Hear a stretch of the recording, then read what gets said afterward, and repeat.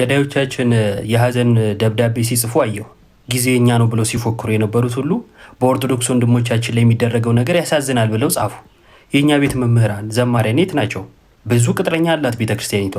ብዙዎቹን በደንብ የሚገርም አለባበስ ለብሰው በየክብረ በዓላቱ እናያቸዋለን። የሚገርም ካባ፣ የሚገርም ጥምጣም፣ የሚገርም አለባበስ፣ ከዛ ረጅም ለመጥራት የሚያዳግት ስም የተሰየመላቸው ግን የሉም። ምናልባት ከዚህ በኋላ ትውልዱ ወጣቱ ሲናገር የመረረ ነገር ልትሰሙ ትችላላችሁ። እንደ መናቅ እንዳትቆጥሩት፣ ስርዓት እንደ ማጣት እንዳትቆጥሩት። ማንነታችሁ ስራችሁ ሊሆን ስለሚችል ማለት ነው። እኔ ግን እዚህ ጋር ይብቃ። እስኪ አደመጥነ። አዎ መራራ ነገር ታሳየናለህ። በቃ ችግር የለም አሳየን፣ እናውቃለን እኮ መራራ ነገር እያሳያርን። ከዚህ በፊትም ወጣቱ ተነስቶ መራራ ነገር ሊያሳያችሁ ይችላል። ከዚህ በኋላ ወጣቱ እሺ ከዛስ ምን ልታረገ? አይተናል እኮ በየቦታው ላይ ሂጃብ ያሰሩትን ስታስገድሉ፣ ስጨፍጭፉ።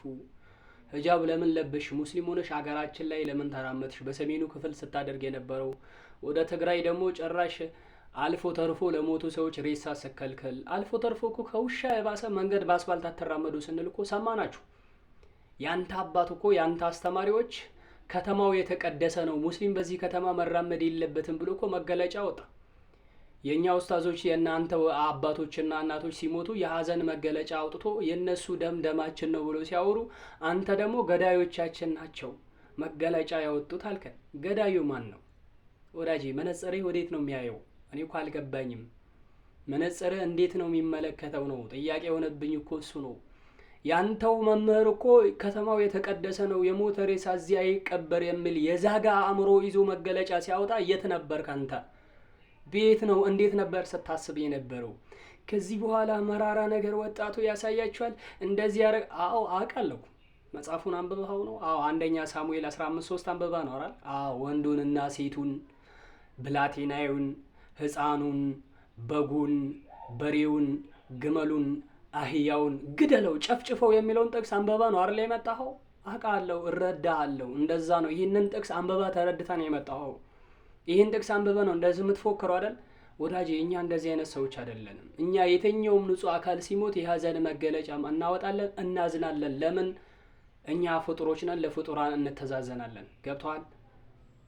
እኛም የሰው ልጅ ነን፣ ለሰው ልጅ እናዝናለን። ለማንም ሰብአዊነት ስላለን፣ እንዳንተ አይነት ጭንቅላት ስለሌለን፣ የዛጋ አእምሮ ስላላዘን መገለጫ እናወጣለን።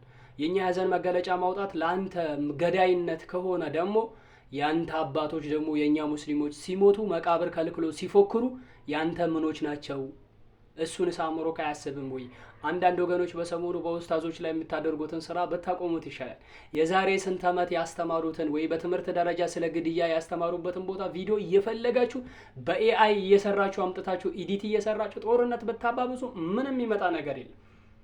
እውነታው እሱ አልነበረም። አብረን ግፈኛውን ብንቃወም ነበር የሚሻለን። ነገር ግን አምጥታችሁ በግድ ከሙስሊሞች ጋር አያይዛችሁ ሙስሊሞችን ለመጨፍጨፍ መታረጉት ጥረት ግን ብታቆሙ ይሻላችኋል። እንደዚህ ግን አያስኬድም። ገብቷችኋል? ከሙስሊሙ እንኳን አንድ ወንጀል እንኳን ቢፈጽም ያ ወንጀል የሰራው ሰውዬ ይቀጣል እንጂ ንጹህ ሙስሊም አይወቀስም። አእምሯችሁን መቼ ነው እናንተ አፕዴት የምታደርጉት ነው? ቆይ መቼ ነው በትክክል ማሰብ የምትችሉት?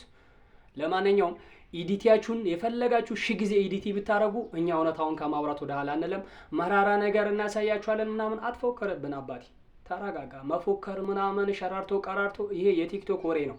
ነገር ግን መሬት ላለው ማህበረሰብ 3 ጊዜ ጠግቦ ላልበላው ማህበረሰብ እንደዚህ አይነት የተቀደደ ወሬ ከማውራት መልካምነትና እውነታው ፊቱ የሚገኝበትን ሀሳብ ብታጋራው ነው የሚሻለው። እንዳንተ ተመችቶ ቲክቶክ ላይ ዳታ ሞልቶ የተቀደድከውን ሰምቶ ጦርነት የሚገባ ህዝብ አይደለም ያለው።